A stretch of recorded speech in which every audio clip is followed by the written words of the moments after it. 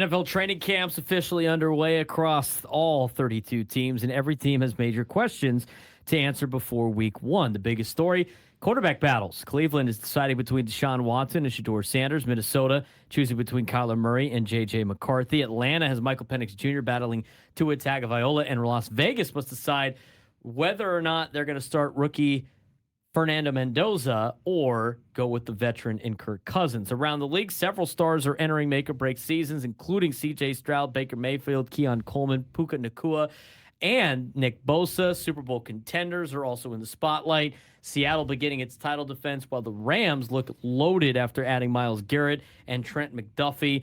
Add in 10 new head coaches, major roster battles and preseason games just around the corner. It'll be on Thursday, to be exact, the Hall of Fame game. And the road to the 2026 NFL season officially underway. Let's go around the league. Let's start talking about quarterbacks, where there are 5 legit quarterback battles entering August with the Falcons, Vikings, Browns, Raiders, and Cardinals. Yeah, and Michael, we talked about a lot of these last week. Michael Penix Jr. Versus Tua Tagovailoa, very real. Are expected to battle once both return to full health. Penix is recovering from an ACL injury, while Tua dealing with back issues. For the Vikings, Kyler Murray versus J.J. McCarthy. They have been splitting first-team reps so far during training camp, with a decision to be made before joint practices begin later on this month. Cleveland is going to be Deshaun Watson versus Shedeur Sanders. They are alternating reps as well. Vegas, Kirk Cousins versus Fernando Mendoza. Why would you start Mendoza? I have no idea. Because you're the Raiders. Arizona has Jacoby Brissett versus Gardner Minshew versus Carson Beck. Why is Gardner Minshew being considered? That's shots fired at Gardner Minshew. I'm just saying, you just restructured Jacoby Brissett's deal. You drafted Carson Beck. I understand that Gardner Minshew's had a couple of flashes in the NFL, but let's be honest here. This is between Brissett and Beck, please. I think so, too. And Beck's looked pretty good so far, but I just, with Arizona, I still think they're not going to be very good. I still can't believe you can go into a season thinking Jacoby Brissett's going to be your leader of the team in terms of his on-field production. I think Tua is going to outdo Michael Penix Jr. The Kyler Murray JJ McCarthy thing is very interesting. Even if you go with Kyler Murray, is he going to make it through the whole season? Has he been able to make it through the whole season? He makes a lot of mistakes too. And how about JJ McCarthy already? I mean, I know he hurt himself for the first year that got watched. He didn't look very good last year, and I just don't know, if he's got what it takes to be that everyday guy in Minnesota. I mean, this is make or break for them. Cleveland, Deshaun Watson, Shedeur Sanders. That's kind of a rock and a hard place for the Browns.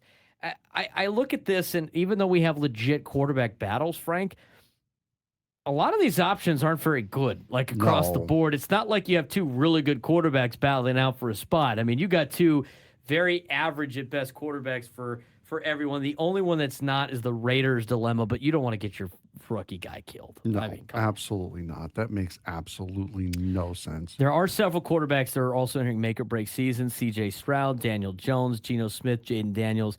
How about Baker Mayfield being disrespected? He didn't get a contract extension. Come on, man. I mean, you've been on so many different teams. You're not at that level. And he's played some pretty good quarterback in the NFL. He's been he has lasted a lot longer in the NFL than I thought he was going to. Same. But every time you think he makes a step in the right direction, he takes another step backwards in terms of being likable, if you will. There's a lot of players that have everything on the line in this training camp. We talked about Michael Penix Jr. already, Shedeur Sanders, obviously, but a couple of players that are not quarterbacks. Keon Coleman, he admitted himself this is a make or break year for him in Buffalo. Odunze, after a struggling year last year with the Bears, where they have a lot of other weapons that they could go to. I mean, he's looking to bounce back after injuries and inconsistency, trying to improve his production. Rashee Rice, he needs both production and improved off-field decisions entering free agency. And then you got a couple other players that are near the elite level, like Puka Nacua. Can he match his elite ability with his, can he match his maturity with his elite ability? Nick Bosa is returning from an injury for the Niners. They have a lot of guys that are make or break with some injury news. And then Baker Mayfield, playing for what could become one of the NFL's biggest quarterback contracts, but a guy that I don't necessarily know if he's going to get said quarterback contract. Yeah, there's a lot of position battles as well across the league. A lot of teams that have big issues that they're trying to figure out. For the Browns, Vikings, and Falcons, again, quarterback. Bills, left guard, protecting Josh Allen. That is one of their biggest things that they have to figure out in this training camp.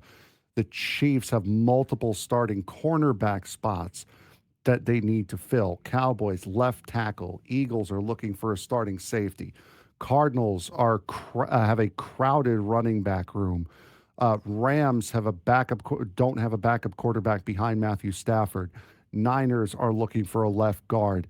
Running back by committee for Seattle and for Washington. They're looking for any wide receiver behind Terry McLaurin that Jaden Daniels can throw to. Those are some big holes for some big important teams to try to fill here during training camp. Speaking of important teams, the team has won the Super Bowl, Seattle. They are a contender that face a lot of major questions. Obviously, they got to defend their title. Defending Super Bowl champion Seahawks enter camp with significant turnover. They lost their offensive coordinator in Clint Kubiak, along with several key veterans, including Kenneth Walker III, Rick Woolen, Kobe Bryant. First-year offensive coordinator Brian Fleury now inherits one of the league's highest expectations. Oh, and they have the distraction of Hard Knocks. So I guess we get to see this on in full display. Maybe we'll turn our updates into like the Hard Knocks reaction shows. I think we should do that. That's fine by but me. Meanwhile, the other pressure they have is, the Niners are getting healthy again. Hopefully they can keep their the health for the sake of the Niners, and they got Deebo Samuel back, after spending 1 year in Washington. But the Rams are all in, and so this is a division that's this is a lot more difficult than it was just a season ago. Rams are a favorite to win the Super Bowl already at this point, so it's even more difficult for Seattle this year because your biggest contender to protect your title against is now in your division with the D-line that they have assembled. Yeah, those were a lot of losses that Seattle has endured. Meanwhile, you have L.A., Myles Garrett, Trent McDuffie, Jalen Watson, incredible defense, now even better. You have Matthew Stafford, Devontae Adams, Puka Nacua, Kieran Williams. The Rams, this is a Super Bowl or bust team in the 2026-2027 season. We've talked about it on previous reports. I mean, obviously, you got 10 new head coaches in the National Football League, and their first challenge, again, obviously with full contact practices. I mean, these are guys that we're going to see if it's make or break. Now, I will say this. There's a lot of these guys that have coached at a high level before, and there's a lot of guys that have coached as a head coach in the NFL before. I like Robert Saleh in Tennessee. I think he's going to be good for the Titans. I think John Harbaugh is going to be good for the Giants. I'm not necessarily sold on Mike McCarthy in Pittsburgh. Plus, he's going back to the quarterback that he had in Green Bay. I know they had a little bit of a feud for a little bit, but I think maybe that's been put to rest. And outside of those head coaches, got a lot of new guys, a lot of guys getting some head coaching experience for the first time. That's always a challenge. But looking ahead, several major storylines will dominate the upcoming weeks, Frank.